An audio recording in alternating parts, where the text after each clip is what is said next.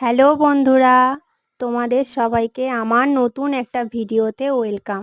তো দেখো এটা কি শাক নিয়েছি, যদি কেউ জেনে থাকো তাহলে আমাকে অবশ্যই কমেন্টে জানাবে।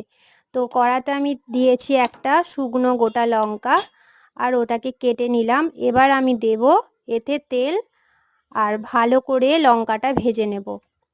তো তেল আমার গরম হয়ে গেছে, লঙ্কা আমি ভেজে নিয়েছি। এবার আমি দিয়ে দেবো এতে শাক। তো এবার শাকটা দিয়ে দিলাম, আর একটু নেড়ে চেড়ে নেব। এখন আমি লবণ দেব না, কারণ লবণ দিলে এখন জল বেরিয়ে যাবে। একটু নেড়ে নিই, তারপর লবণ দেবো।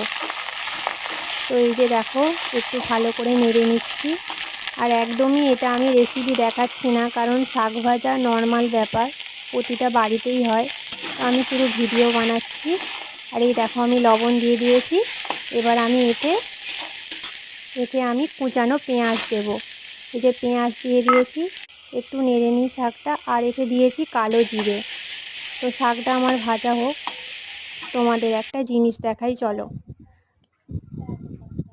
এই যে দেখো আমাদের কাঁঠাল গাছে কাঁঠাল ধরেছে। এটা কিন্তু আমাদের নতুন কাঁঠাল গাছ, এই প্রথম বছর কাঁঠাল ধরেছে। দেখো কি সুন্দর কাঁঠাল হয়েছে আমাদের গাছে।